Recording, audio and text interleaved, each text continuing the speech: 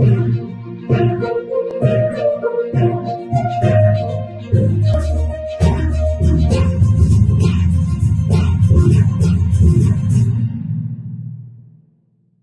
القدیر خان محسن قوم بڑے آدمی تھے. میں ایک دلچسپ واقعہ آپ کے ساتھ شیئر کر رہا ہوں. ہمارے ایک دوست ہوا کرتے تھے, بزرگ دوست تھے, علامہ کوثر علی وڑائچ. وہ اپنے آپ کو شہنشاہ الفاظ بھی کہتے تھے, اور بھی بہت سے القابات تھے جو ان کے نام کے ساتھ لکھے جاتے تھے. میں تو وہ بھول گیا ہوں, لیکن علامہ صاحب بڑے محبت کرنے والے آدمی تھے. اور علامہ صاحب نوائے وقت میں بڑی دیر تک کالم لکھتے رہے. لاہور کی جو ادبی تقریبات ہوتی تھی, جو ثقافتی تقریب ہوتی تھی, اس کے وہ روح رواں ہوتے تھے. بڑا اچھا اس پہ کالم لکھتے تھے, اور بڑی محبت سے لوگوں کا ذکر کرتے تھے. محبت کرنے والے آدمی تھے, لیکن دبنگ آدمی تھے. اور ایک بات یہ کہ وہ اپنے آپ کو بہت بڑا شاعر سمجھتے تھے. انہوں نے فلمی شاعری بھی کی, شاعری کی کتابیں بھی لکھی. بڑا ان کا کام ہے, اور ان کا ایک بہت زبردست کام یہ ہے کہ انہوں نے کلام مجید جو ہے اس کا منظوم اس کا ترجمہ کیا, اور وہ بڑی اعلیٰ کتاب ہے. بڑے عالم آدمی تھے, بڑے اسکالر آدمی تھے.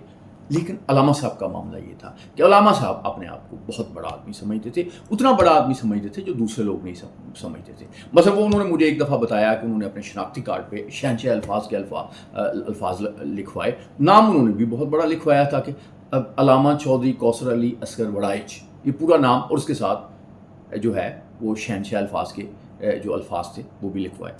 اچھا, تو یہ سٹوری بھی انہوں نے سنائی کہ کس طرح سے انہوں نے شناختی کارڈ بنانے والوں کو, اس کو نادرا نہیں تھا, شناختی کارڈ کا محکمہ تھا, نادرا ہی کہہ لیں آپ اس کو, تو اس کو کنونس کیا کہ یہ آئے گا, اور وہ پھر ان کی شناختی کارڈ پہ میں نے خود انہوں نے دکھایا, اور وہ ساری سٹوری بھی سنائی. تو دلچسپ واقعہ ہے, اس لیے میں آپ سے شیئر کر رہا ہوں کہ ایک دفعہ کینٹ میں ریسٹ ہاؤس میں ڈاکٹر قدیر خان بیٹھے تھے. ان کے ساتھ وہ جو ایٹمی سائنسدان ہیں وہ بیٹھے تھے. ایک بڑا سنجیدہ سا ماحول تھا.